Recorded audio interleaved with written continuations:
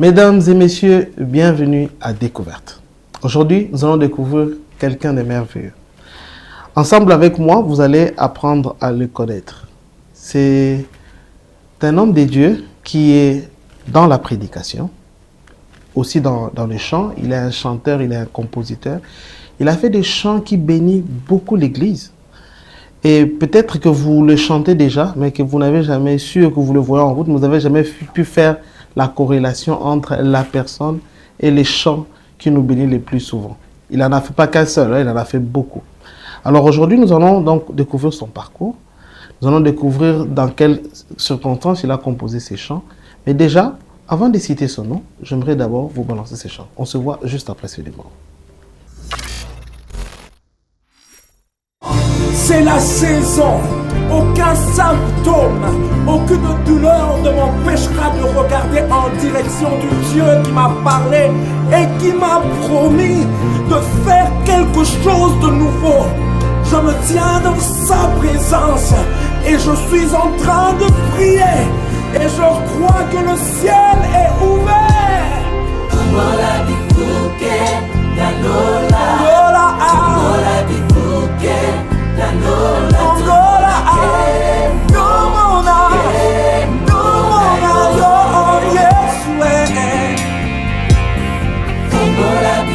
Descends et que toutes les montagnes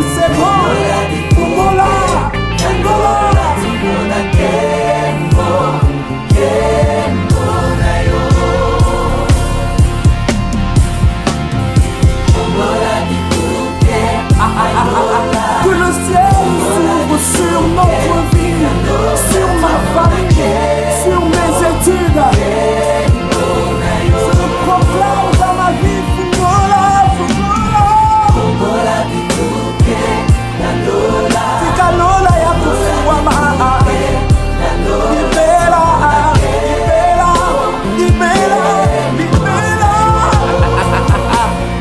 Je proclame les réponses de Dieu que je trouve dans sa parole face aux circonstances contradictoires de la vie. Car celui qui a fait la promesse, il est fidèle. Ce n'est pas un homme pour mentir, ni un fils d'homme pour se repentir. Lola, Ikuke, Yalola.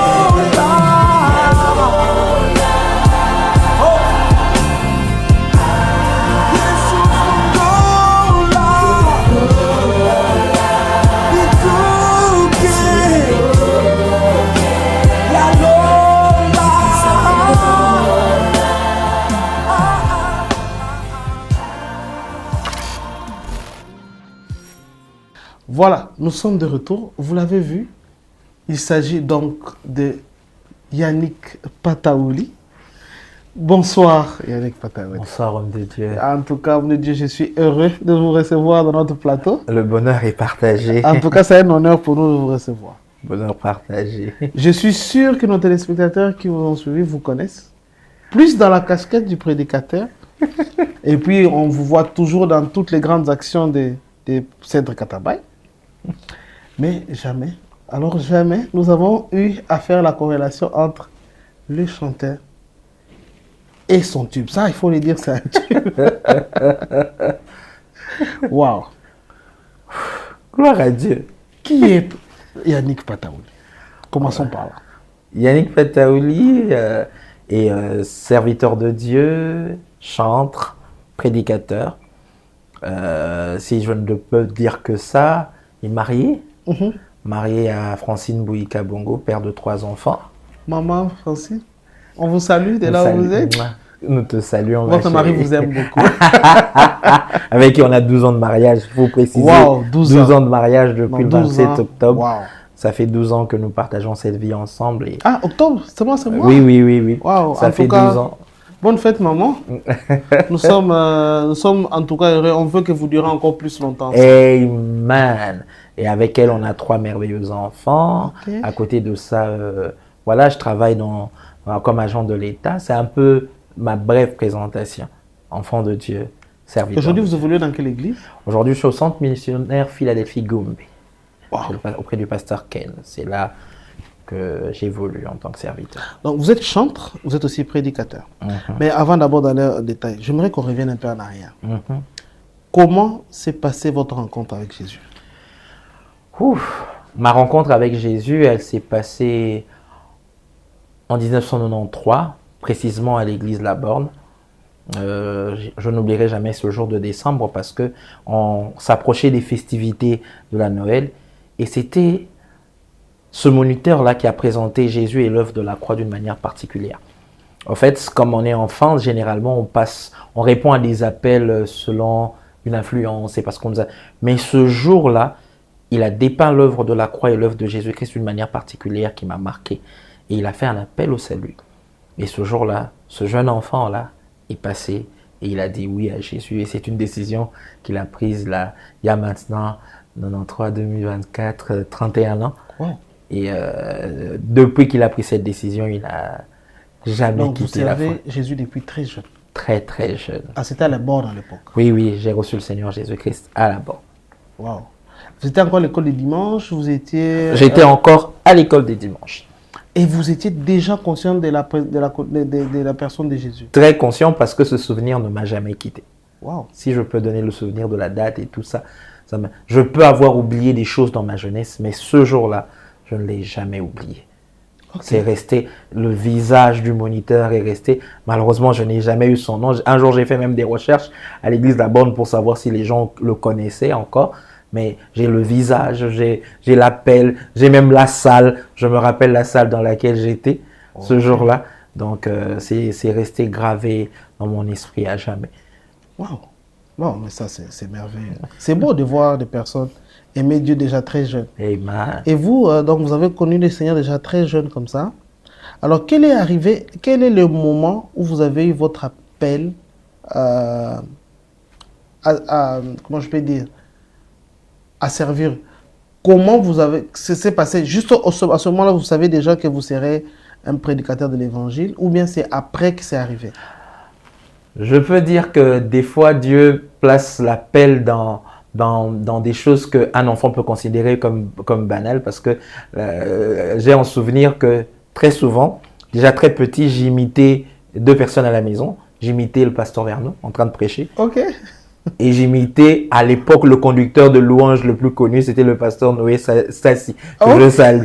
Donc j'imitais sa façon de le faire, mais là c'était vraiment dans ma tendre jeunesse. Après ça, nous avons, quand je dis nous avons, parce que maman a été convaincue de prier à Logos Rema, donc j'ai quitté la Borne pour l'église Logos Rema, où j'ai été tout de suite intégré au niveau de l'écodim, et où j'ai commencé à œuvrer, à chanter. Et petit à petit, déjà, avec ce don, je chantais, j'imitais les prédicateurs. Et petit à petit, je me suis lancé dans ça, comme ça, très jeune. D'ailleurs, la chorale de l'Écodim, Logos Rema, on était, j'ai envie de dire, les pionniers. Avant, c'était juste la chorale des enfants. Après, on a même trouvé un nom, c'était le chœur. Chœur œuvrant pour l'élévation univoque du grand roi. Wow. C'est à ce moment-là. Donc, mes premiers pas dans le gospel, dans le chant, ça a été à la chorale de l'Écodim. Et puis, ça m'a suivi, quoi. Donc, quand vous avez commencé par le chant. Et puis, c'est du chant que vous êtes devenu prédicateur. D'ailleurs, c'est aujourd'hui que les gens voient plus la casquette prédicateur, je vais dire le Seigneur. J'ai envie de le provoquer parce que très souvent, quand on se déplaçait avec mon frère Olivier, les gens avaient 2 définitions des pataoli. Celui qui chante et celui qui prêche. Ah, ok. Celui qui chante, c'était clair, c'était moi. Okay. Celui qui prêche, c'était Olivier. Donc okay. Moi, ça a vraiment été plus la casquette chanteur qui a été connue. Le côté prédicateur, j'ai envie de dire, les gens connaissaient plus Olivier, qui est maintenant pasteur à la Compassion Coloésie, que moi. Moi, c'était vraiment... on donnait l'impression que quand il vient prêcher, il faut qu'il vienne avec son frère qui chante bien. Mais vraiment, Alors, votre frère est pasteur. il est pasteur. Vous êtes une famille de combien de personnes? Oh, notre famille, on est une famille de 15. Ah, ok. Oui, 15. Il y Et a 15 peut-être. il y a combien qui sont pasteurs, vous deux seulement? Non, il y a déjà l'une des personnes qui nous a menés dans les choses de Dieu, c'est notre mère. Ok. Notre maman. Maman a beaucoup de casquettes, c'est la prophétesse de notre vie. Wow. Mais elle a beaucoup vraiment évolué dans ce domaine-là et dans l'évangélisation. Ce sont les deux fardeaux que maman a. Donc, maman sert le Seigneur. On a notre grand frère aîné, Julien, qui est serviteur de Dieu, d'ailleurs, qui a été coordonnateur du groupe évangélique du Centenaire avant, parce qu'Olivier aussi a été coordonnateur, mais Julien a été coordonnateur. D'ailleurs, il a été coordonnateur avec le pasteur Ken Luamba, qui est mon pasteur. Wow. Donc, le papa Julien était le numéro 1, papa Ken était le numéro 2 dans la coordination. Pour ne citer que ceux-là, donc il y a Julien, il y a maman, il y a moi, il y a Olivier, mais la famille est très grande parce que nous on a grandi avec le pasteur Chadari. Pour moi c'est mon grand frère qui est pasteur lui il est à Fila Cité Cité d'Exaucement. Maintenant il a son extension Fila Cité de David au CMP CMP Funa. Ok. Donc maintenant l'extension de Salomo Lemba. Wow. Donc, il y a quand même beaucoup de serviteurs dans notre famille. Wow, donc la famille, c'est... Donc, vous parlez souvent des choses de Dieu. Donc, chaque fois que vous aviez, je suppose que c'était une famille, quand une révélation arrive ou bien quand il y a une prédication, vous arrivez d'en discuter souvent entre vous? Quand on a un peu plus grandi, oui. Mais au début, vraiment, nos références, c'était maman, Julien et le pasteur Chadari. Ah bon? C'était vraiment... pour nous, ça a été comme des balises dans donc, maman, elle était vraiment pleine dedans. Terriblement, terriblement. J'ai vu elle nous emmenait partout. Déjà, moi, j'assistais à des campagnes d'évangélisation avec ma mère. Olivier et moi, elle nous menait partout où elle allait. Quand elle allait, elle a été très active dans le monde évangélique. Elle a été chez Maman Eglo. Elle a été active dans le full gospel. Elle a un fardeau d'évangélisation. Toutes les fois qu'il y avait une équipe d'évangélisation qui devait aller ouvrir une extension de l'église de Gosrema, elle était généralement dans l'équipe. Donc, l'une des personnes qui nous a initiés dans les choses de Dieu, ça a été maman. Mais à côté de ça, il faut le reconnaître qu'il y a les influences de nos deux grands frères qui, très tôt, étaient... nous, notre foi a suivi aussi être converti dans sa jeunesse, donc a suivi les petites caprices de notre jeunesse, mais déjà voir très tôt Julien, le pasteur Samuel, très engagé, très converti dans les choses de Dieu, ça a vraiment été des balises pour nous pour rester dans la foi. Wow. Aujourd'hui, vous êtes à Philadelphie. Et là, vous faites quoi? Je suis dans l'équipe des serviteurs qui s'occupent du baptême et des affermissements. Ah, là, vous êtes plus enseignant là-bas. Oui. Wow. Et maintenant, vous-même, les chantres et les prédicateurs, quel est l'appel qui crie le plus? Moi, je crois que je suis venu sur la terre pour faire les deux choses. Ces deux choses que vous avez citées. Ok. Pour moi, c'est le cri le plus, j'ai envie de dire, si je dois le placer chronologiquement, ça a été le chantre qui a crié avant le prédicateur. Mais si je dois le placer selon le fardeau que moi j'ai dans le cœur, je vis pour ces deux choses. Les choses les plus importantes, pour moi, tout le reste, c'est un peu, ça accompagne un peu ces deux choses. Moi, le côté prédicateur, côté chantre, ça a été les choses pour lesquelles donc c'est difficile de départager parce que j'ai un fardeau sérieux. Pour la prédication, pour l'enseignement, et particulièrement j'ai des inclinaisons sur la formation de serviteurs, surtout enseigner le serviteur, des inclinaisons sur enseigner sur la louange et l'adoration, des inclinaisons sur l'évangélisation de masse. Ce sont vraiment mes trois inclinaisons ministérielles particulières. Mais comme vous avez vu, j'ai cité le culte, et dans le culte, vraiment l'aspect louange et adoration, donc chanter pour louer et adorer, je préfère dire ça. Ce sont les deux choses pour lesquelles je vis. Donc, pour moi, je les mets vraiment en équilibre. Si en Christ, on est roi et sacrificateur, moi, je suis prédicateur et chanteur. Ça, c'est bien choisi. Roi et sacrificateur. Et le chant, c'est un héritage familial? Parce que je suppose aussi que votre frère aussi, Olivier aussi chante. D'ailleurs, pour la petite histoire, Olivier, quand on était plus jeune, on avait créé un groupe d'amis. Avec un groupe d'amis, on avait créé un groupe, le One Way to Jesus. un chemin vers Jésus. Et dans ce groupe-là, il y avait justement Olivier, il y avait moi, il y avait un ami Andy, Cédric, il y avait le pasteur Doxadi Sachi qui est en Afrique du Sud.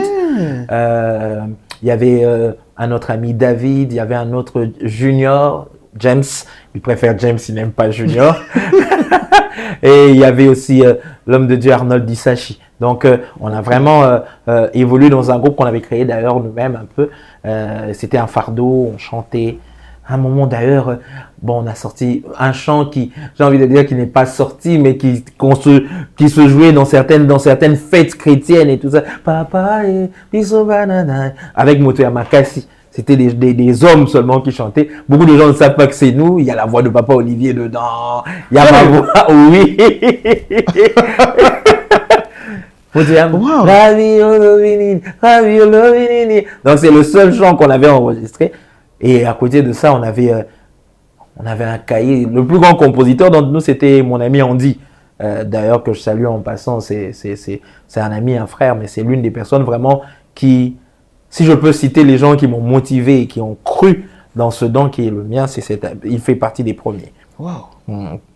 Et donc, vous êtes donc dans les chants déjà. Et vous composez. Vous n'étiez pas plus dans l'interprétation, mais vous étiez déjà jeune déjà de votre état. Vous étiez déjà dans la composition. Le cahier du One Way to Jesus, si je ne me trompe, avait 62 chants. 62. Sur les 62, il faut le reconnaître, la majorité ont été composés par Andy. Mais juste après, on dit avec moi. Donc, on composait dans notre jeunesse. Et pour moi, d'ailleurs, je le dis, même si, comme peut-être vous allez en parler après, pour moi, l'un des meilleurs compositeurs que j'ai rencontré, c'est Andy Osokonda. Et dans l'écriture et dans la mélodie. Mais c'était... En fait, ça m'étonnait de voir à l'époque un jeune on était dans la tranche de 12-16 ans, mais les écrits, la profondeur, les mélodies... Waouh. Extraordinaire. Et c'est l'une des premières personnes justement qui m'a dit, Yannick, toi aussi, non seulement qui croit en ta voix, parce qu'à un moment donné, tu te disais, est-ce que moi je chante bien, mais l'une des personnes qui a dit, tu as quelque chose particulier. C'est vraiment, ça a été mon premier booster dans le worship. Non, mais je suis impressionné. Mais quand j'imagine les chants que vous dites là, vous parlez des Rabiolo Binini, manifeste-toi, c'est ça? Oui, ça on l'a pas composé, ça on l'a juste interprété. Hein. Ça c'était, j'ai juste cité comme référence parce qu'à un moment donné, c'était un chant qui, en fait c'est le type de chant quand il y avait des fêtes entre chrétiens, on le mettait, on entendait des hommes chanter, mais les gens ne savaient pas qui chantait. C'est pour ça que j'ai cité ça. Mais sinon, voilà quand même. 62. Alors parlons, quand nous avons commencé donc l'émission, on a mis un chant, Fungola Bikuke Nalola. Comment expliquer que c'est vous qui avez composé ça? Non, parlez-nous d'abord de l'histoire de ces chants. C'était dans quel contexte que ces chants étaient?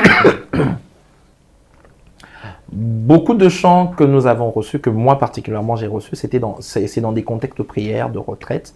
Et Fungola Bikuke Nalola, c'était une retraite de prière dans laquelle nous étions en train de préparer une action du groupe évangélique du centenaire, de l'UPC, une action qui s'appelle Une nuit à l'UPC, justement, c'était une veillée. Et pendant qu'on était à la retraite préparative de cette veillée-là, on était en train de chanter le Lily Train de Michael Smith. On chantait. Voilà. Et puis quand on a terminé de chanter, il y avait un esprit de prière, de sorte que le claviériste jouait une mélodie pour nous faire prier. Mais nous sommes restés dans l'esprit de Lily Train. Et c'est à ce moment-là que je crois que c'est moi qui conduisais le temps d'adoration. J'ai commencé à chanter Fungola Bikuke Nalola, Fungola Bikuke Nalola, Tomona Kembo. Wow. Et on a commencé. Ce qui était étonnant, on avait l'impression que ce jour-là, la retraite avait pris une autre forme. Parce que je crois qu'on a chanté le chant pendant plusieurs heures. Oui, ça c'est un chant qui t'amène dans la prière. Plusieurs heures. Et pour la petite histoire, maintenant, le modérateur de l'activité, c'était un ami et frère qui est maintenant professeur d'université aux États-Unis et au Canada, Abel Koutangila. C'était lui le modérateur de l'activité. On a fait toute l'activité. Il a pratiquement levé tous les chants de sa modération. On a passé, je crois, C'était le chant avec lequel on a passé des heures. On l'a interprété, j'ai envie de dire, de tout. On a chanté que ça pendant des heures, Donc, le contexte de réception, c'est ça. Et j'ai envie de dire le contexte avec lequel il a traversé les églises, c'est ça parce que, comme je vous ai dit que c'était le groupe évangélique du Centenaire, c'était un groupe universitaire, mais où il y avait beaucoup de chorales, beaucoup d'églises. Et il y avait des gens qui venaient des églises différentes. Okay. Donc, étant bénis par les chants, ils ont ramené ça dans leurs différentes églises. Et puis, c'est comme ça que le chant a pris plus d'ailes que moi. Wow. Et c'est à quelle année comme ça déjà? Le Fungula Bikuke, si je ne me trompe, 2008. 2008, si je ne me trompe, 2008. Wow. Parce que beaucoup de chants, j'ai envie de dire entre guillemets, j'aime dire que je fais partie entre guillemets des compositeurs anonymes à qui on attribue. Vraiment. Il y a certains chants qu'on compose, on dit que ce sont des chants populaires. Voilà. Et vraiment, la plupart de ces chants entre guillemets dits populaires ont été composés dans la fourchette de 2005 à 2010, où j'ai été à la fois l'un des responsables du groupe évangélique du Centenaire, mais où aussi j'ai à la fois œuvré pendant un temps, mais à un moment, j'ai dirigé aussi la chorale de la jeunesse de notre église, qui était quand même une chorale aussi qui se déplaçait dans beaucoup d'églises. C'était la chorale New Generation Praise and Worship de l'église de Gosrem. Donc j'étais d'abord membre de cette chorale-là, donc on interprétait déjà mes chants là-bas, mais j'étais aussi, à un moment, je suis devenu l'un des leaders, et puis le leader principal. Donc quand on prestait dans différentes églises dans le corps, c'est comme ça que les chants ont pris des ailes. Et vous n'avez jamais pensé à en faire un single? J'ai envie de dire oui, mais j'attendais. En fait, je crois que ce que je vais dire ici dérange un peu certaines personnes, mais moi je crois que quand on reçoit un chant, c'est pas d'abord pour l'industrie. Un chant, c'est d'abord pour le culte. Et pour moi, ma grande joie, c'était d'abord que le chant que j'ai reçu aide à mon culte personnel, mais à un moment, j'ai vu que ces chants, plusieurs d'entre eux, deviennent des chants qui sont en bénédiction pour l'église corps. Et c'était ma plus grande satisfaction.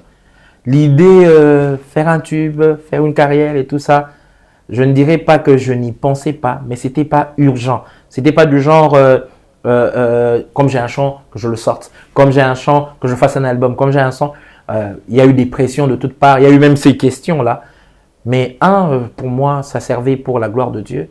Et je crois que ça doit être l'un des objectifs des adorateurs. Moi, j'ai un cœur particulier pour le culte et pour l'adoration. C'est-à-dire que si le nom du Dieu qui est glorifié dans le chant est plus important et plus connu que celui par lequel le chant est revenu, pour moi, c'est le plus important et c'est la plus grande satisfaction que j'ai.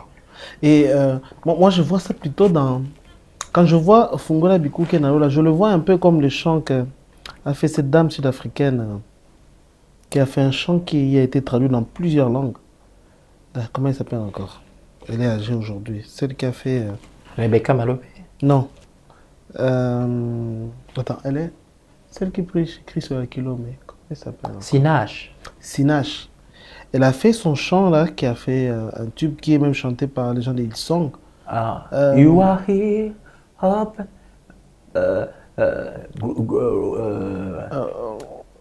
Promise keeper. Waymaker. Waymaker. Miracle Worker. Voilà. J'étais impressionné le jour où j'ai su que c'était sa composition. J'ai toujours su que c'était la composition de Hillsong. et je me dis, aujourd'hui, Waymaker existe dans plusieurs langues. Donc des gens ont pris, se sont accaparés cette chanson, ils l'ont traduit dans leur langue. Et cette chanson a pu bénir des multitudes de personnes. Est-ce que jamais vous vous êtes dit, vous n'avez jamais vu ce chant de cette manière-là? Vous le composez, peut-être pas pour l'industrie, vous le composez, vous le mettez sur YouTube. Et on ne sait pas après, d'autres personnes pourront être touchées par ces chants. Ils voient les lyrics de ces chants, ils voient la profondeur de ces paroles. Ils pourront peut-être les mettre dans... On verra Fungula Bikuke en espagnol, je ne sais pas, en d'autres langues. Les gens pourront peut-être après les interpréter et puis... ça bénirait toujours les églises, mais plutôt dans des pays où on ne pouvait pas imaginer que ça arriverait. Vu sous cet angle-là, je n'ai jamais vu les choses sous cet angle-là, qui est un bon angle.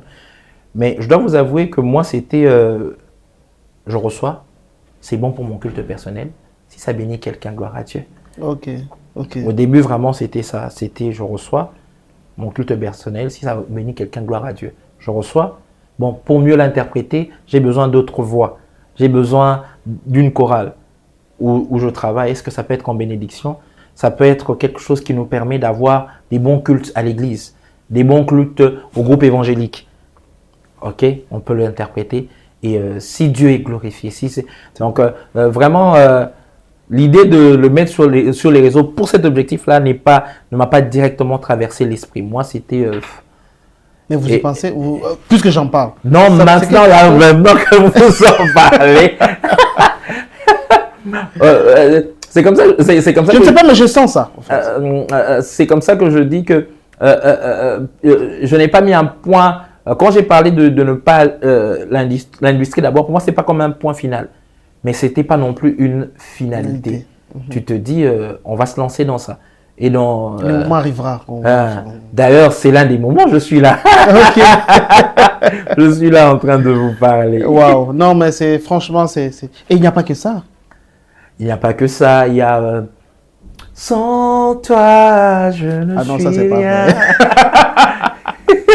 Déjà, avant qu'on en parle, j'aimerais qu'on fasse un peu une pause. Peut-être que vous dites, est-ce que c'est vraiment sérieux de ce qu'il dit ou pas? Donc, je vous donne donc l'extrait de ces chants que vous voyez, puis on revient pour en parler. À tout de suite. Sans toi, je ne suis rien. Sans toi, moi, je ne peux rien. Sans toi, je ne suis rien. Je dis que sans toi, je ne peux rien. Sans toi, je ne suis rien. Sans toi, moi, je ne peux rien. Sans toi, je ne suis rien. Sans toi, moi, je ne suis rien. Je ne suis rien. Je ne suis rien. Sans toi, Je ne peux rien. Je ne peux rien sans toi. je ne suis rien. Je ne suis rien. Sans toi, je ne peux rien. Je ne peux rien sans toi. Je ne suis rien. Je ne suis rien. Sans toi, je ne peux rien. Je ne peux rien sans toi. Je ne suis rien. Je ne suis rien sans toi. Je ne peux rien.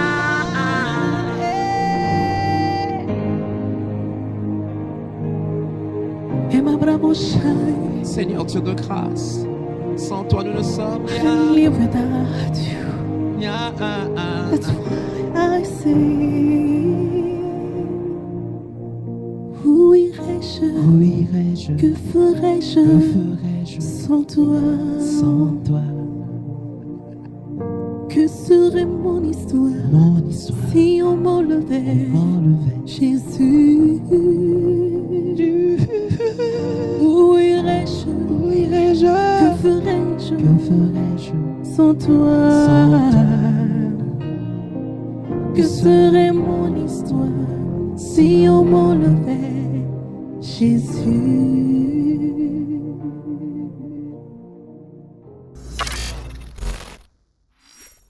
Sans toi. Je donne ma langue au chat. J'ai envie de dire, le groupe évangélique a beaucoup servi à ce que, justement, pour... Ça aussi, c'est logique.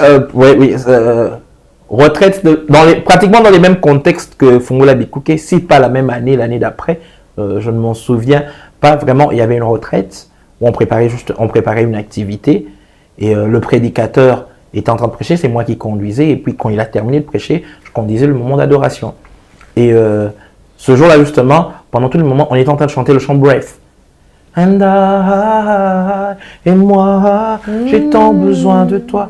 On a terminé de chanter le chant Breath. C'était comme un solfège. On priait, on adorait. Donc, on avait laissé Breath, mais c'est comme la pensée qui était et j'ai commencé à dire sans toi, je ne suis rien. Sans toi, je ne peux rien. Sans toi, Et comme pour Fungola Biku Kenalo, là, ça nous a pris des heures. Wow. J'ai jamais oublié parce que le prédicateur de cette retraite-là, c'était le prophète Joël Francis Tatou. Ok. J'ai jamais oublié ça. C'est un souvenir qui est resté gravé dans ma mémoire. Et puis, on a chanté ça pendant des heures. Et justement, à un moment donné, les gens pensaient que c'était lui qui avait... Parce que dans pratiquement toutes ses activités, il chantait ça et tout ça.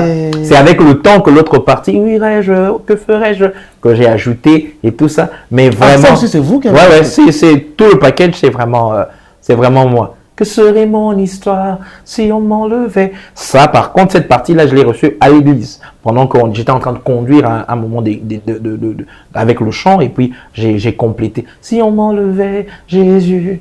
Wow. Et ça, vous en avez fait un chant? Un Oui, single vraiment en entier? Oui, ça, le chant. Oh, gloire. Ça, le chant existe bel et bien. Ok. Donc, chaque morceau sont venus dans des époques différentes et vous en avez fait un seul. Oui. Sans toi, c'est vraiment venu dans ce côté-là. Où irais-je? En fait, j'ai vraiment des chants. Il y a des chants que j'ai reçus totalement en un coup. Il y en a d'autres vraiment qui sont venus dans deux étapes. Il y en a même un que j'ai mis sur ma chaîne. J'ai reçu le refrain en 2006. Ne cherche plus loin, je suis là.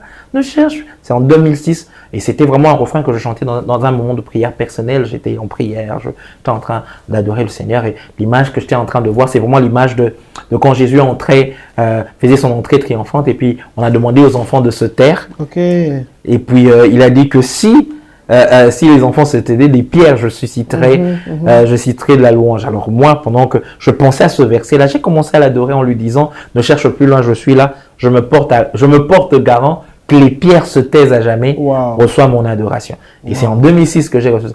Mais en 2023, j'ai reçu les couplets. Et c'est en 2023 justement que j'ai été convaincu de mettre ça sur ma chaîne YouTube. Sinon, je le chantais. Et sans toi, ce n'est pas votre chaîne YouTube? Sans toi, si. Sans toi, il y en a ça quand même. Ça quand même. J'ai interprété avec ma soeur, Dalia Judy. Oui, c'est ça, on l'a interprété. Et justement, j'ai écrit auteur-compositeur pour qu'on sache vraiment que c'est moi. Non, franchement, ça veut dire. Et c'est quel sentiment que l'on a lorsque vous voyez comment est-ce que un chant que vous avez juste comme ça, de manière, on ne peut pas dire anodine, mais bon, c'est venu, c'est venu comme ça. C'était comme une prière qui est devenue aussi la prière d'autres personnes. Parce que quand les gens les chantent, c'est dans l'esprit des prières. Je dirais que les sentiments sont de trois ordres. Le premier, c'est bénir le Seigneur. Bénir le Seigneur parce que ce qui a été pour toi une expérience personnelle a été une bénédiction pour plusieurs. Le deuxième que nous ressentons, c'est lui être reconnaissant pour avoir été utile.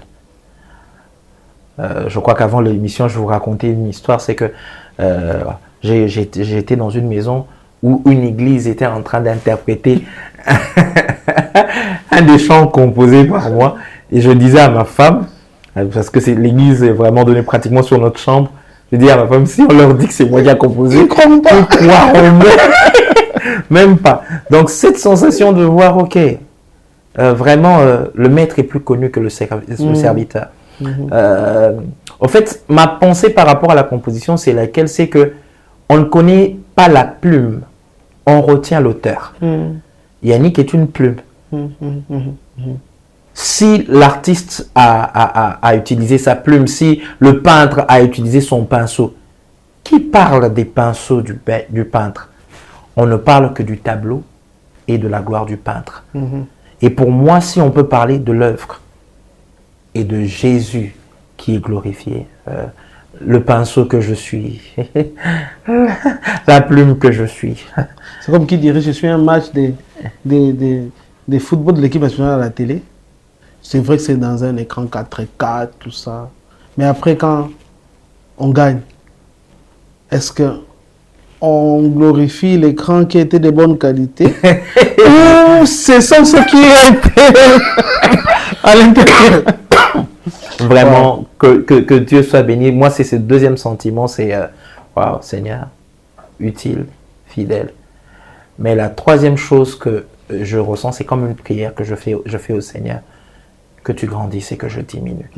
Parce que qu'on le veuille ou non, c'est pour ça que je vous ai dit que le côté industriel, je n'ai rien contre, c'est normal, ça doit être en bénédiction pour plusieurs, mais à un moment donné, les chantres ou adorateurs sont plus saisis par l'idée du succès. Ok. Or, Dieu ne nous récompensera pas à cause de notre succès. Tout à fait. Il va nous récompenser à cause de notre fidélité.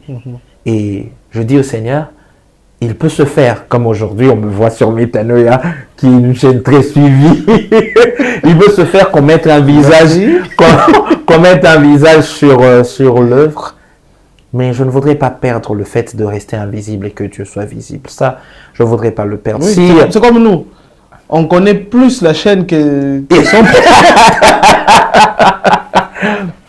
Non, au fait, c'est ce qui rend même les choses très belles.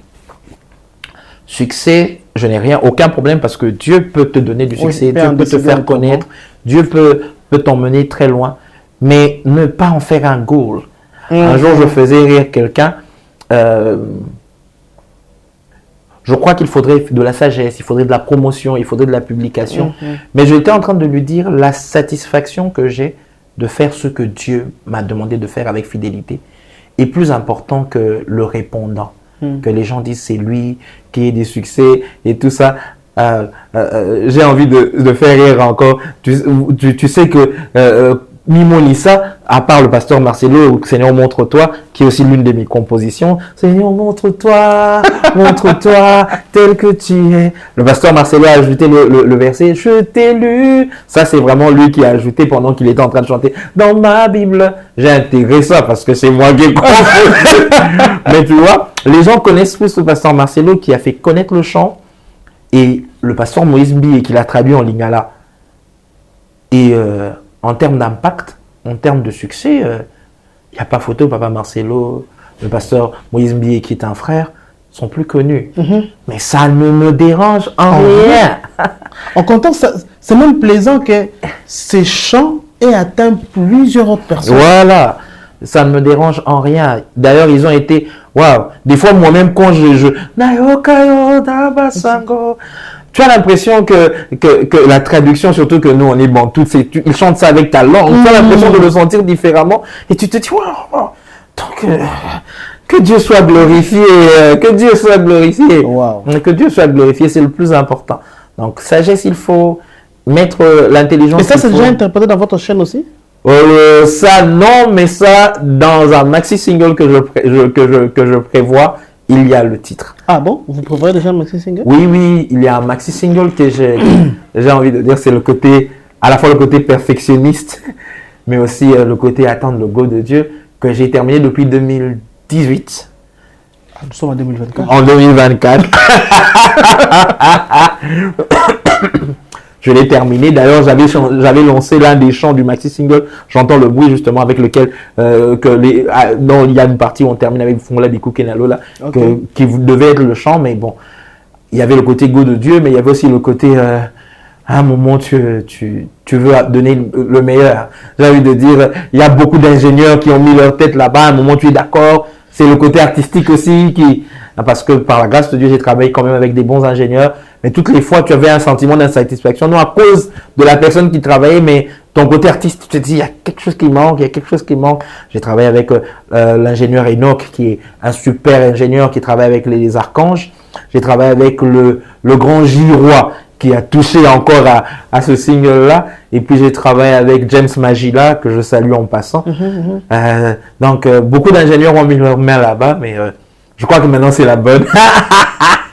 Donc, rien contre eux, mais c'était ça. Donc, déjà terminé depuis 2018 déjà. Et incessamment, quand je dis ça, il y a des gens qui se fâchent, mais incessamment, je vais le lancer. Et très bientôt d'ailleurs. Et le côté artistique, c'est quelque chose que tu as développé après toi-même? Ou bien tu as fait des cours pour ça? Ou c'est juste les talents naturels qui t'a permis à grandir avec et le fait d'avoir fréquenté beaucoup les musiciens? Moi, d'ailleurs, je suis en train de lancer un appel officiel parce que moi, c'est vraiment le talent. Je fais rire les gens en disant que mon meilleur instrument, c'est mon oreille musicale. Étant évolué dans le milieu des chorales et tout ça, c'est mon oreille. J'estime pas avoir la meilleure voix et tout ça. Et bon, ça, c'est un secret qui va rester entre nous. Je suis un piètre instrumentiste. Je connais même pas. Le jour où j'ai dit à quelqu'un que je compose, mais en fait, je peux te dire que tu n'es pas dans la gamme. Mais quand j'ai dit à quelqu'un que je peux le dire comme ça, je vois aucun instrument, il a dit, Yannick, tu mens. Non. Moi, j'ai été dans les milieux des chorales. D'ailleurs, là, je dois me recycler quand même avec clavier et tout ça. Milieu de chorale, très tôt, dans le talent, exposé à ça, écouter beaucoup de worship, vraiment beaucoup d'influence de Hillsong, beaucoup d'influence de Donnie McClurkin, Michael W. Smith, pour ne citer que les... Parce qu'il y en a aussi dans le pays des influences de Denny Ngonde, des influences de Papa Alain Moloto et Gaël. Vraiment, ça a été un peu comme une sorte de cartographie pour moi. J'ai évolué avec ça. Un peu du Kirk Franklin, un peu, donc j'écoutais Air l'extérieur, un peu du Matou Samuel. Donc c'était vraiment ça. Donc pour ne citer que ceux-là, ça a été vraiment pour moi comme des coachs, des modèles que Dieu m'avait donnés. Et puis c'est comme ça que j'ai... Et à l'université, vous avez fait quoi comme études? Moi, j'ai fait droit économique. Ah bon?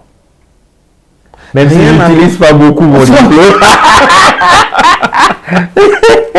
C'est ma femme qui dit souvent que je suis allé à l'université juste pour qu'on sache que je suis licencié. Mais je ne pas un emploi, ça veut dire que quand même, on a tenu compte de ça. Parce que même dans l'emploi séculier que je fais, je fais vraiment pas le droit. J'ai été vraiment, depuis 2010 où j'ai terminé l'université, j'ai été séparé de la matière juridique. Waouh!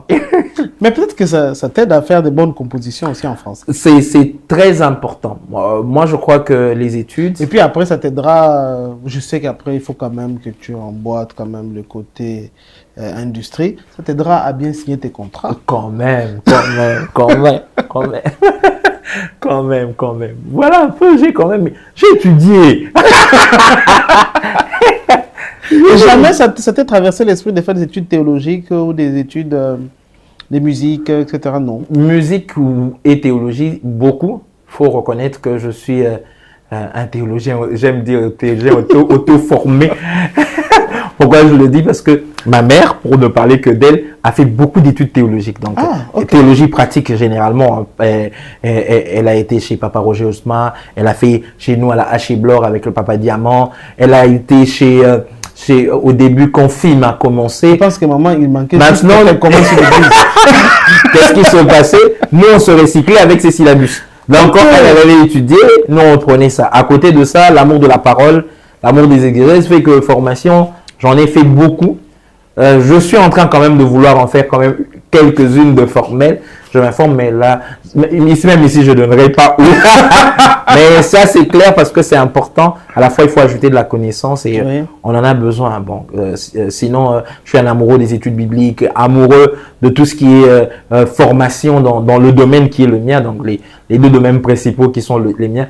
Mais de manière des formations certifiantes, j'ai participé quand même à quelques écoles de ministère, ça oui. Beaucoup d'ailleurs, beaucoup qu'organisait Papa Diamant à l'époque, mais sinon c'est vraiment ça. Mais vous faites des études en droit, finissez, mais entre-temps vous avez la passion pour l'évangile, vous prêchez, parce que ça on va aussi en parler, vous êtes invité dans plusieurs églises déjà, vous chantez, même si ce n'est pas pour l'industrie, mais vous interprétez, vous chantez. Vous écoutez aussi parce que vous devez vous mettre à jour. Vous gérez votre temps comment? Comment vous faites tout ça? Il y a aussi votre temps d'intimité que vous devez avoir avec Dieu pour être ressourcé par rapport à la parole. Vous faites comment? Le maître mot, c'est conscience de son appel, mais c'est aussi discipline. Parce que Jésus n'avait que 24 heures. Beaucoup de gens ont l'impression que dans ces 3 années de ministère, il en avait 26 ou 27. Franchement, lui, voilà. La barre, il a ramené tellement. Mais il n'en avait que 24. Il n'en avait que 24 comme nous, mais il a su marquer la terre. Pour moi, je crois que lorsqu'on est conscient de son appel, qu'on a une discipline, mais aussi que l'on a des programmes. Je vais vous faire rire, et ça, je bénis ma femme pour ça. Il y a ma femme, il y a aussi un ami, justement Andy. J'ai pas oublié même père de famille aussi. Père de 3 enfants. Il y a la femme à prendre soin, il y a les enfants aussi à s'occuper, sans oublier tout ça. Andy et ma femme me faisaient les remarques. Moi, quand j'avais un agenda, c'était pour écrire des prédications. C'était justement une déformation. Depuis ma jeunesse, là, agenda, c'était pour écrire. C'était plus quand on était célibataire. Donc, je dois vous avouer que moi, agenda pour avoir un programme, c'est en grandissant. Je me suis dit que tu peux avoir un bloc-notes. Moi, tout ce qui était papier, c'était, j'écris soit des prédications que je reçois, soit celles que j'entends. C'était à ça que ça servait. Donc, quand j'avais un agenda, moi, je ne l'utilisais pas pour des rendez-vous. Or, lorsque tu es conscient d'une vision, tu dois avoir maintenant un programme. Et ce programme, ça te permettra de gérer les temps selon tes priorités. Parce que, comme vous l'avez dit, notre vie est segmentée. Et dans chaque segment de notre vie, il faudrait que nous soyons meilleurs pour montrer qu'en Jésus, nous sommes meilleurs. Ça veut dire, je dois être excellent en tant que prédicateur, excellent en tant que chantre, je dois être excellent en tant que mari, en tant que père, pour que justement... Même dans le séculier aussi. Même dans le séculier, pour justement que dans tous ces domaines-là, que l'on voie que Jésus-Christ nous a sauvés totalement. Parce que des fois, nous oublions que Jésus-Christ a sauvé le corps, l'âme et l'esprit. Le salut holistique nous permet que nous devons manifester la vie de Jésus qui est déjà dans notre esprit, dans notre âme et dans notre corps et dans notre quotidien. Je vais vous faire rire. Un jour, je reçois des personnes que j'encadre, mais c'était le jour de la dot de ma grande sœur. Ah, ok. Ils sont venus me voir à la dot de ma grande sœur Pamela. Je n'ai jamais porté, j'étais pas en veste, j'étais en culotte et t-shirt parce que c'est moi qui gérais la boisson. Ah, ok. J'étais même assis sur le congélateur. C'est là que j'ai reçu. Alors ils tournaient, tu fais quoi là? Eux, ils voient Léonie qui chante, qui prêche. À l'époque, moi, j'étais pas encore marié parce que avec Pamela, on s'est marié la même année. Ok. Et je leur ai donné un principe. Je leur ai dit, Pamela, c'est ma grande sœur, mais c'est l'une des personnes qui croit terriblement au fait que je suis un serviteur de Dieu. Pas seulement parce qu'elle me voit prier et prêcher, mais parce qu'elle sait que Yannick est un bon petit frère. Là, j'étais dans mon office de petit frère. J'étais pas le prédicateur, j'étais pas le chantre. Et elle avait besoin de quelqu'un qui allait gérer la boisson. Elle avait besoin de son petit frère. Elle avait besoin de son petit frère. Ok. C'est lorsque tu es un excellent petit frère que ceux de ta famille croiront dans le Jésus que l'on te prêche. Il ne faut pas seulement être le prédicateur. Quelle est la qualité du petit frère que tu es? La qualité du papa que tu es?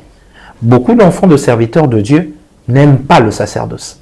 Pourquoi? Ils ont l'impression que le sacerdoce leur a pris leur père.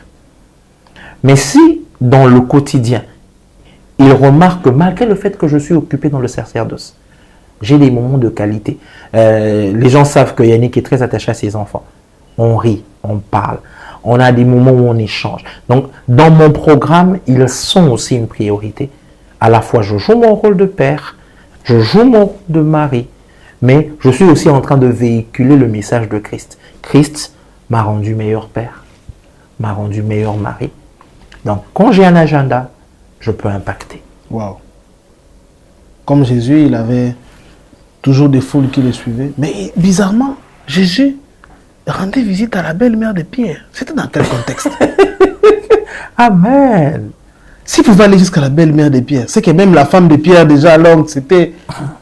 Donc, il allait même à chez la belle-mère de Pierre. Il va même manger là-bas. Waouh. Quelle image. Il faut gérer le temps. J'en profite pour dire à tous les serviteurs appelés au ministère et tout ça. Dieu, oui, famille aussi. Et moi, je dis même ça aux couples. Très souvent, on a l'impression que c'est le conjoint. À un moment donné, il y a ce problème. Tu as l'impression que le conjoint est en train de combattre ta vision. Mais je dis souvent aux couples, si le conjoint sait qu'il est ou elle est une priorité pour toi, ça sera le partenaire le plus efficace pour ta vision. On peut tout dire, mais mon partenaire de destinée après Dieu, pour tout ce qui concerne mon ministère, c'est ma femme. Ok. Pourquoi? Parce qu'elle sait la place qu'elle occupe dans ma vie. Donc, elle peut savoir, au fait, c'est quelqu'un qui peut te laisser être, entre guillemets, occupé aux choses de Dieu, parce qu'elle sait. Il y aura un moment où sa place lui est garantie. Le ministère n'a pas volé sa place. Et elle est plus, c'est parmi les personnes qui me poussent. En tout cas, parmi les personnes qui me poussent. Même dans ceux dans quoi je suis là maintenant. Non, mais il faut alors qu'on reçoive aussi maman, qu'elle parle de son côté chez les dames, les affaires de dames. Elle me pousse beaucoup, donc Wow. c'est un peu ça. Non, mais c'était merveilleux. Parlons maintenant de ton côté prédicateur. Mais avant d'en parler, je vous donne d'abord une petite pause et on se voit juste après. Depuis mars 2020, nous avons mis en place une chaîne de télévision avec des programmes de qualité qui vous gardent dans la foi et dans la communion avec le Saint-Esprit. Et ce, tous les jours avec une équipe très motivée et passionnée pour l'évangélisation à travers les médias. La vision que le Seigneur a mise dans nos cœurs depuis 2013 est non seulement d'orienter ses brebis vers les églises ayant une bonne doctrine chrétienne, mais surtout d'amener l'Église à abandonner sa manière de penser humaine pour épouser celle de Dieu révélée dans sa parole à travers la Bible, notre parchemin. Contenu dans un seul mot grec, métanoïa. Cela est devenu pour nous notre leitmotiv. C'est pour ça que notre cœur bat. Lorsque nous avons reçu cet appel de la part de Dieu pour démarrer ce ministère médiatique, ce fut un acte de foi que nous avons posé. Et depuis, par la grâce de Dieu, nous sommes parmi les chaînes évangéliques les plus suivies de la francophonie. Mais nous ne comptons pas nous arrêter là. Nous sommes très encouragés par vos différents messages et témoignages que nous recevons chaque jour et nous vous en remercions vivement. Mais quand mieux faire est possible, bien faire n'est jamais assez. Nous inspirons donc à bien d'autres choses, telles que intégrer les bouquets satellitaires, être capable de tourner de nouvelles émissions plus édifiantes, vous offrir des films chrétiens les plus récents et voire même traduire celles qui n'ont pas de version française. Vous faire découvrir davantage la profondeur et la richesse de la parole de Dieu enfouie dans la crème des orateurs répandus à travers le monde. Bref, vous offrir des contenus de qualité 100% chrétiens. Mais la réalité est que nous sommes butés à des difficultés de plusieurs natures. Nous avons un effectif très limité d'argent. Nous travaillons avec des bénévoles qui sont à temps partiel. L'espace où nous sommes ne nous suffit plus. Les bureaux sont trop étroits et des matériels insuffisants pour nous permettre de réaliser toutes nos prévisions afin d'atteindre nos objectifs. Voilà pourquoi nous faisons cet appel, afin d'élargir notre spectre de travail pour qu'ensemble, nous parvenions à écrire une nouvelle histoire au sein de l'Église locale. Rejoignez-nous dans cette mission de grande envergure. Faites-nous part de votre don volontaire en accédant sur notre site web ou application mobile. Cliquez sur le bouton « Donner », choisissez votre mode de paiement par Mobile Money ou Mastercard. Si vous optez pour le Mobile Money, inscrivez le montant de votre don, choisissez votre compte Mobile Money et insérez votre numéro de téléphone, puis validez votre paiement. Vous recevrez une notification confirmant votre paiement. Si vous choisissez pour un paiement Mastercard ou Visa, insérez le montant de votre don volontaire, remplissez votre identité suivi de votre numéro de téléphone, votre email, votre numéro de carte Visa ou Mastercard, la date de validité de votre carte Mastercard ou Visa, insérez les 3 chiffres du code CVV juste à l'arrière de votre carte, puis validez votre paiement. Vous avez aussi la possibilité de faire un virement bancaire via le numéro du compte. Pour ceux de la République démocratique du Congo, utilisez que la partie assurée. Vous avez encore la possibilité de faire une transaction via MoneyGram, Ria Money, Western Union au nom mentionné ci-dessous.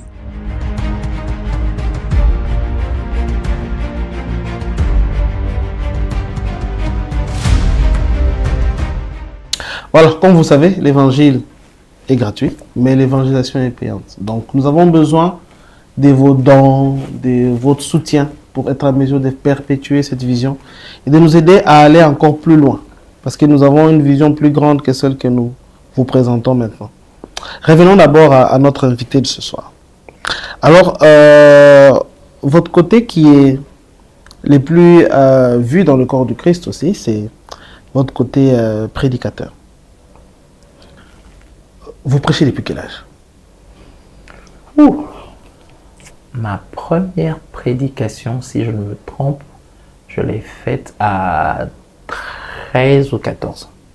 Alors, devant un public? Si 8 personnes, c'est un public, oui. C'était à la cellule. Et la cellule se réunissait chaque samedi. La première fois que j'ai parlé, il y a eu ça. Mais au niveau des ados, j'exhortais, parce que là c'est un public, parce que j'exhortais au niveau des ados, parce que j'ai été très actif justement chez les ados. J'exhortais mes pères, quand je dis mes pères, c'est-à-dire ceux de ma génération. Donc il m'arrivait pendant un moment de retraite, de la chorale, que j'exhorte et tout ça. Donc c'est pratiquement à la même période, dans cette fourchette-là, 12 ans, 12, 13, 14 ans. C'est dans cette fourchette-là vraiment que... Il y a quelque chose quand même qui m'impressionne. Ce qui m'impressionne, c'est que je me rappelle une fois vous avoir vu à Bandal, parce que vous avez vécu là-bas. Quand on parlait des 13 ans, donc c'était très jeune. Mais j'ai vu, je ne sais pas comment on peut les appeler, des voyous ou comment. Vous voyez un peu, c'est des personnes à la tête un peu compliquées. Mais en vous voyant, ils vous appellent homme de Dieu. Ah, ils sortaient même des versets, même c'était impressionnant. Je me rappelle. Et vous savez que c'est fort. C'est souvent ces personnes-là qui connaissent notre vraie nature. Mais quand vous voyez ces personnes-là parler de vous dans cet angle-là, ils n'ont rien à flatter évidemment. C'est quel sentiment qui vous traverse? La peur de trahir l'image de Dieu, ou encore c'est la rendre gloire à Dieu pour ce qu'il a fait, ou la tristesse de ce qu'eux ils sont, comment est-ce qu'ils ne deviennent pas comme moi? C'est quel sentiment qui vous traverse? Je crois que vous avez cité tous les sentiments, mais par ordre, le premier c'est la tristesse. Parce que lorsqu'on a goûté au royaume, lorsqu'on a goûté à l'évangile, on voudrait que tout le monde puisse goûter à cela. Mais comment ces gens vous voient tel que vous êtes? Ils vous apprécient dans ça. Mais qu'est-ce qui fait qu'ils ne deviennent pas comme vous? Certains sont devenus comme nous. Ah, ok. Mais d'autres, moi je crois que l'évangile, il faudrait le présenter en parole et en acte, mais laisser cette semence croître. Ok. Parce que cette semence-là croîtra au moment favorable. Et nous avons une éternité à gagner. Et nous croyons que le temps qui nous est donné peut faire que cette semence-là, un comportement, un geste, un acte. Je me rappelle que, comme vous avez dit, né et grandi à Bandal, qui est l'un des coins chauds de Kinshasa. Comme on dit, Bandal, c'est Paris. Mais ils m'ont vu, pour la plupart, servir Dieu depuis ma jeunesse. Et ce sont les gens qui peuvent te dire que Yannick, il est comme ça depuis. Et, Yannick, c'est une aventure. Et cela... On le connaît, on a grandi avec lui ici. Cela les a marqués. Certains, beaucoup d'ailleurs, se sont convertis. Juste pas forcément parce que tu avais prêché. En regardant, en te comportant avec eux, ils ont vu que tu étais différent. Ils ont changé. Donc le premier sentiment... Pourquoi ne pas être comme lui, carrément? Voilà, c'est le premier sentiment que nous avons. C'est cette sorte de tristesse qui est mélangée à un fardeau, Seigneur. Qu'ils viennent. Qu'ils viennent. Et vous avez parlé de la tristesse. Le deuxième sentiment, c'est clair, c'est que je rends grâce au Seigneur parce que je ne suis pas meilleur qu'eux. Vécu dans les mêmes conditions. J'ai un collègue, je le salue en passant aujourd'hui, qui est en France, Coco Onyembe. Le jour où je lui ai dit que je suis né et j'ai grandi à Bandal, il n'a pas cru. Donc, en fait, il y a comme un stéréotype. Oh, un télo craignant Dieu. Il ne croyait pas. Depuis 13 ans? Ah non, n'importe quoi. Il ne croyait pas. Pourquoi? Parce qu'il y a comme un stéréotype. Et puis où? Non, du bloc. Moi, j'ai quitté Bandal juste quand je me suis marié. Donc, j'ai passé toute ma jeunesse toute mon enfance en habitant là-bas. Sans que cela ne puisse vous influencer. Voilà. Il y a eu des... J'ai envie de dire, est-ce qu'on a été tenté? Oui. Est-ce qu'il y a eu des petits moments où vous avez été faible? Oui. Mais on a su se redresser au bon moment. Donc pour moi, ce sont des gens de ma génération. Je dis, grâce. Quelle grâce. Grâce, Seigneur. Je ne suis pas meilleur qu'eux. On a été dans les mêmes conditions, mais différents. Et là, je bénis le Seigneur pour la grâce, mais je bénis aussi les parents pour l'instruction et l'éducation. Parce que Dieu, quand il nous fait grâce, il nous donne aussi des bons parents. Nos parents nous ont encadrés. Maman plus dans les choses de Dieu, mais aussi dans l'éducation. Mais la sévérité de papa aussi a joué sur beaucoup dans ce qu'on est. À l'époque, on trouvait ça trop logique. On avait des sobriquets que l'on donnait à notre famille. Mais je crois que ça a joué sur beaucoup. Mais justement, le dernier sentiment, comme vous le dites, c'est à la fois c'est un sentiment, c'est une prière. Seigneur, que je reste fidèle à toi. Parce que si toi, qui est debout, prenne garde de ne pas tomber. C'est vraiment ça que nous avons comme sentiment. Et depuis 13 ans, vous prêchez. Et c'est quand que vous avez eu une première prestation à l'extérieur de votre église locale? Première prestation à l'extérieur de mon église locale. En tout cas, les premières prestations, à part celle du groupe évangélique du Centre-Est. Ça, on compte pas parce que c'est la fac. Si je peux donner l'âge, peut-être à, disons, 18-19 ans par là. À 19 ans déjà? 18-19 ans par là. Waouh! 19 ans par là, les premières prestations. C'était vraiment dans cette fourchette-là. Et les sentiments, c'était quoi? Il y avait le côté innocent du jeune, ou il y avait le stress de waouh. C'était quoi? Je dois vous avouer que mon plus grand stress, ça a été la première fois que j'ai été... Quand vous avez parlé de parler en public, justement, à la cellule, c'était différent de l'enfance. Chez les ados, vous imitez. Oui, ça c'était imiter le pasteur Verneau. Après, et puis c'est devenu sérieux. Sérieux, conscience avec les moniteurs que nous avions. Mais le stress, le premier, ça a été à la cellule. Mais par la grâce de Dieu, je bénis le Seigneur pour le berger de cette cellule-là. Il m'a reprogrammé. Il s'appelle le papa Jean Mabaya, je ne peux pas oublier son nom. Il m'a reprogrammé. Donc j'étais programmé ce jour-là. J'ai envie de dire, ça devait être mon pire serment. Il m'a donné des conseils, il m'a reprogrammé. Et il m'a appris à avoir confiance en moi. Mais la chose encore qui m'a boosté, à part les conseils de papa Jean Mabaya, ça a été une prédication à l'époque du pasteur Bernard Fouamba. Ok. Et il disait que l'une de Lumbaché. Okay. L'une de ses premières prédications, il a prêché devant 8 personnes. Pas première, ça veut dire l'une de ses plus grandes prédications. Il nous parlait sur la conscience du ministère. Moi, j'étais très jeune, mais cette prédication-là m'a marqué parce que l'une des choses qui m'avait stressé, c'est que j'avais l'impression qu'il y avait peu de monde. Ça m'a un peu embrouillé et tout ça. Et il avait dit que même quand il y a peu de monde, il y a le salut qui est en jeu. Même quand il y a peu de monde, il y a ton ministère qui peut être en jeu. Et il ne savait pas qu'il était en train de prêcher devant les responsables du full gospel de l'époque. Il était venu, à l'époque c'était un jeune, lui il était déjà pasteur, ce qui est vrai, mais il n'avait pas la notoriété qu'il avait. Et il a dit, à cause de son intervention, là, il a prêché dans la grande convention du full gospel avec son pasteur, le pasteur Albert, le feu Albert Loupoussa. Et à cette jeunesse-là, il nous a encouragés, il dit, prends en sérieux ton ministère. Que tu sois devant 2 personnes, que tu sois devant 4 personnes. Tu ne sais pas qui est parmi eux. Un, d'abord, il y a le salut qui est en jeu, mais 2, ton ministère aussi peut connaître un décollage. Ce conseil-là, mixé avec le conseil de papa Jean Mabaya, a fait que, en tout cas, pas de peur, conscience, crainte de l'éternel, étant sûr des objectifs. Depuis vraiment ces moments-là, assurance. Wow. J'ai travaillé, j'ai eu des ratés, mais quand je suis sorti à l'extérieur de mon église locale et tout ça, j'étais déjà pratiquement un ministre fait, sachant ce que je devais faire. Wow. Et c'est parti comme ça. Vous prêchez, vous faites même aussi des conventions, des retraites à la montagne, etc. On voit aussi. Et aujourd'hui, quand vous voyez plus passer plus du temps à être pasteur d'une église, donc à fonder une église, ou à être chantre.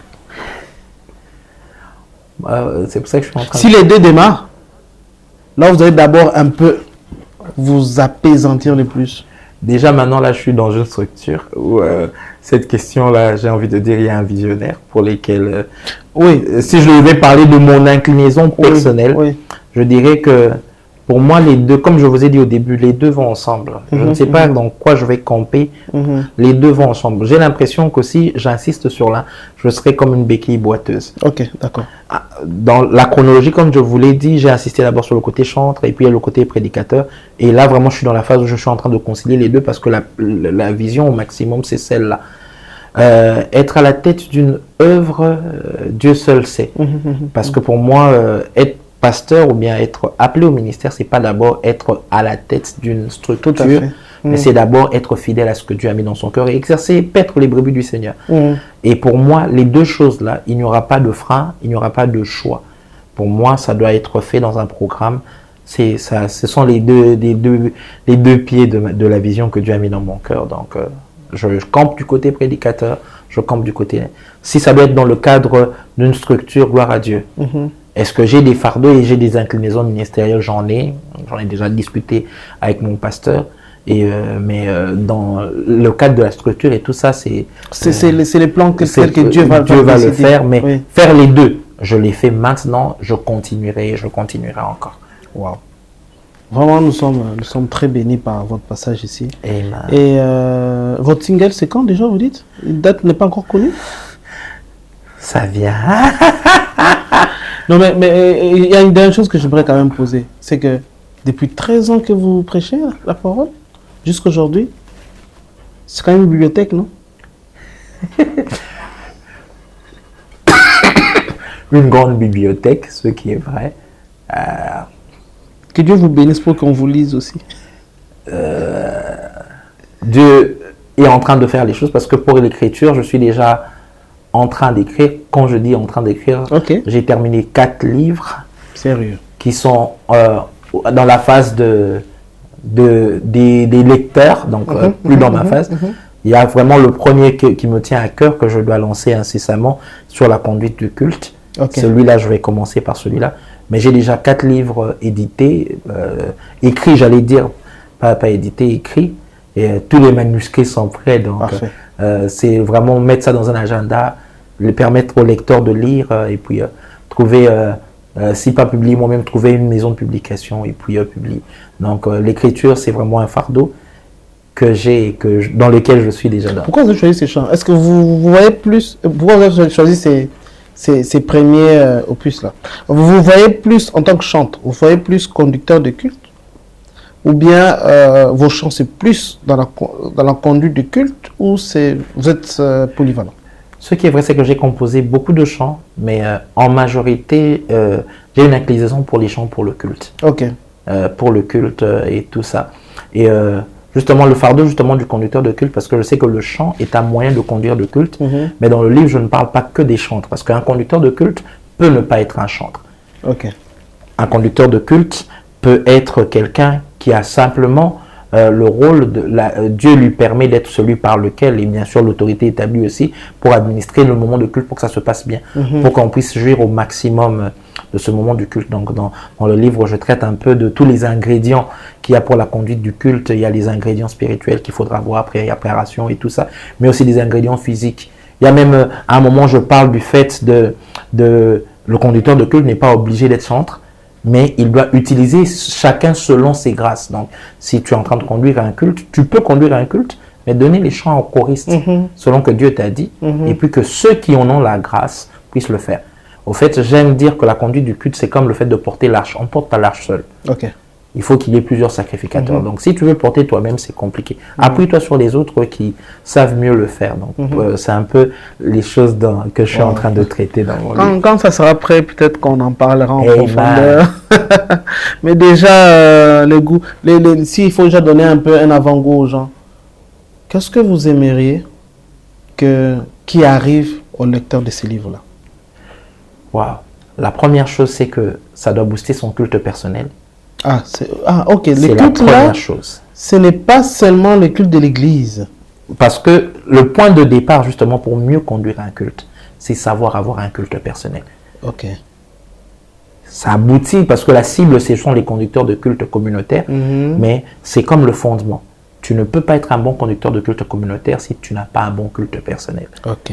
C'est la première cible. Mais la deuxième cible, c'est justement être efficace dans le culte communautaire. Que le conducteur de culte ne soit pas une distraction, que le conducteur de culte soit en bénédiction pour nous. Et comme on le dit, et je crois que j'ai eu cette sagesse du pasteur Atoms,